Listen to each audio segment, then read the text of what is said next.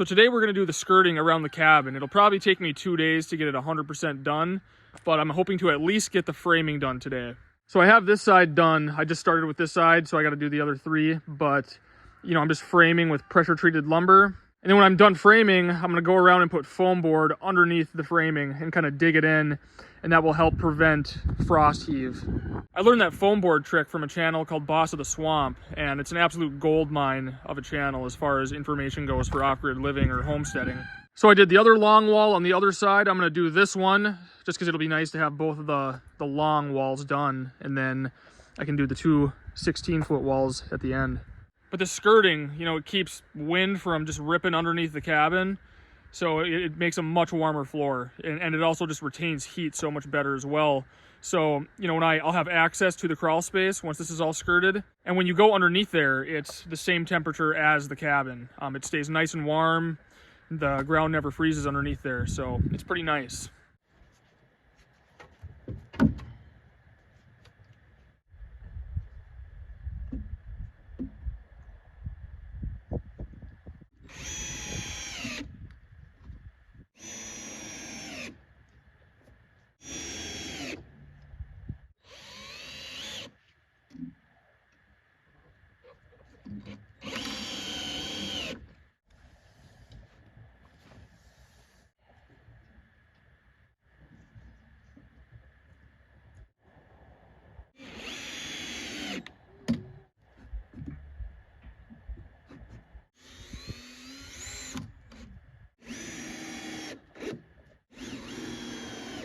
That's all there is to it, just framing a simple little, you know, wall underneath the cabin. You can see that this is what I was talking about earlier when I did my foundation pads and my beams. You know, my skirting doesn't, I can get my skirting around the pad. I've made that mistake before. You know, a lot of people will put their beams, you know, right on the outside of their building and then put pads, you know, they'll put their beam center on the pads on those, so then your pad sticks out a ways, which there's no problem with that if you don't plan on skirting it. But if you are going to skirt it, you want to make sure that your pads are tucked underneath the cabin like this. So yeah, I'm just making sure that, you know, I got a stud on a 3-foot mark because I'm using cement board for my skirting materials, and those are 3 foot wide. So I want it to land, you know, half on a stud so I can go with my next piece of cement board. And then, like I said at the end, we'll put foam board underneath this and backfill up against it. And then I will insulate it with the Reflectix, which you will see later on. So once I get all this done, you know, then I can add a little porch out the sliding doors here and, you know, off the front, but much easier to get my skirting done before I, you know, add the porches. That's why I haven't done it yet.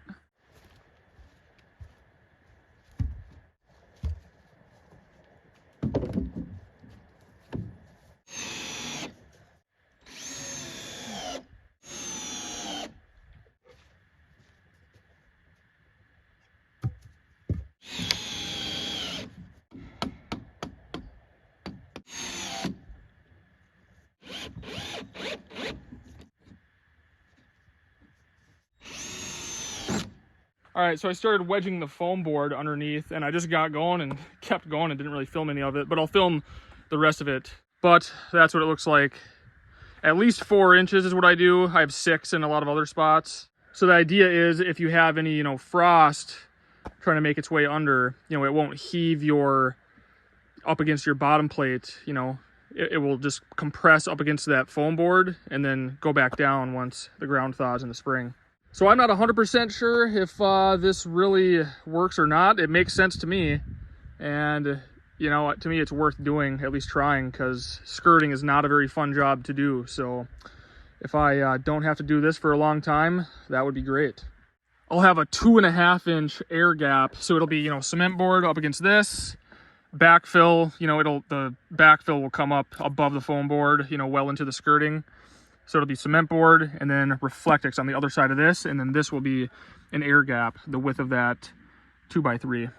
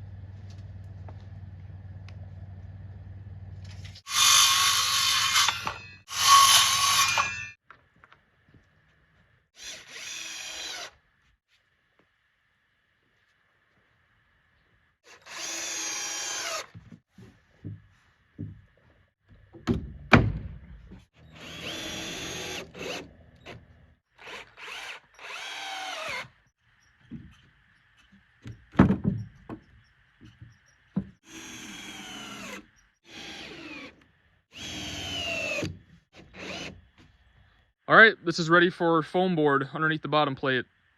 None of this looks pretty right now at this stage, but it'll look good once we get the cement board on and get it backfilled.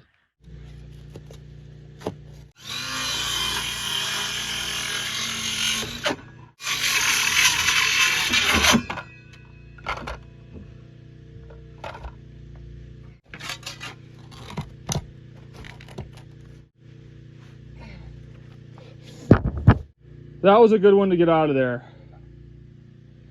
Those rocks are the ones that cause problems with frost heave. You know, the frost heaves it, and then those push up against your skirting and can throw it out of whack. But rather than fight that, I just cut the bottom plate, so now I'll just splice that back together quick.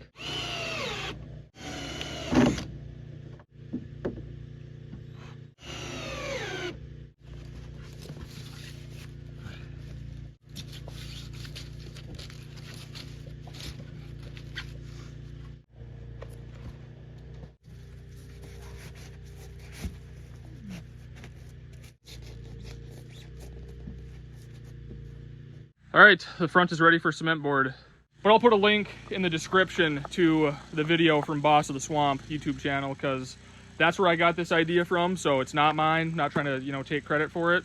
So he did a really good full, you know, explanation of, you know, why he does that. And he's the one that came up with this. I've never seen anybody else do it this way. But yeah, after seeing that, I'm like, worth a try. You know, it makes sense to me. So that's what I'm going with.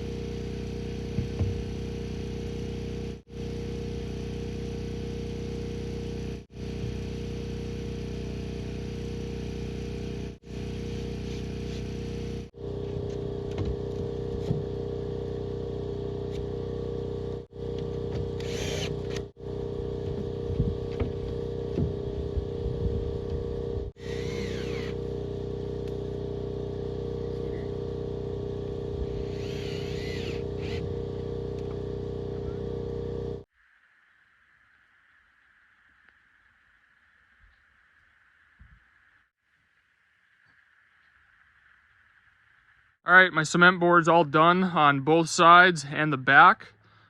So I just gotta do the front here.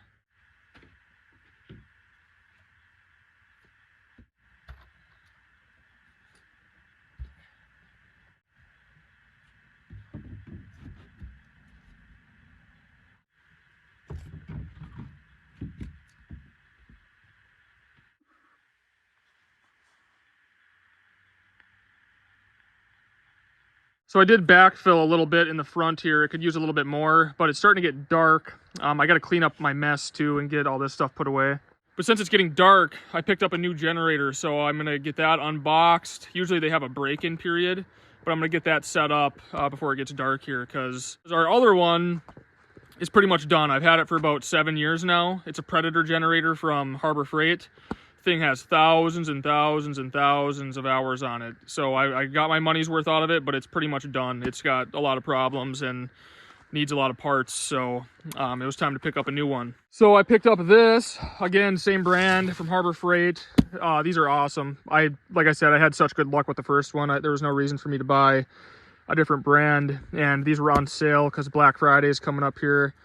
And so I did get the bigger one. The one I have right now is a Predator 2000. So this is a Predator 3500. So it's a little bit bigger. So we'll get this thing unboxed and I will fuel it up, put some oil in it, and yeah, fire it up.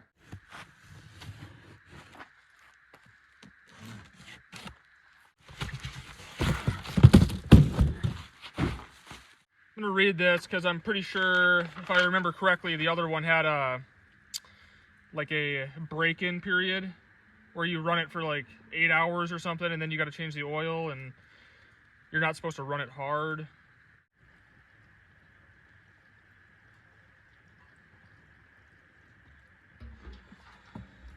Okay, that was like most of that gas can.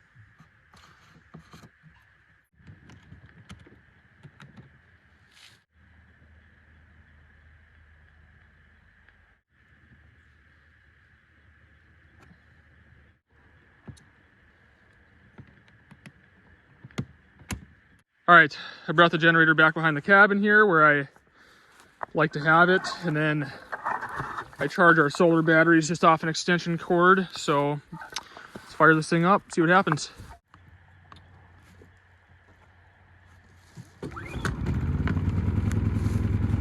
First pull.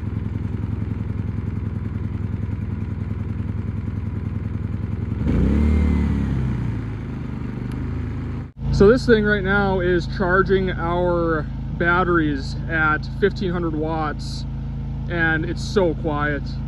The 2000, which is right there, the smaller version of this, it would be, that one was really quiet too, but if you ran it at 1500 watts, it would be pretty loud because it's working hard, where this is, 1500 watts is not even half of the power, so it's still really quiet. I like it a lot.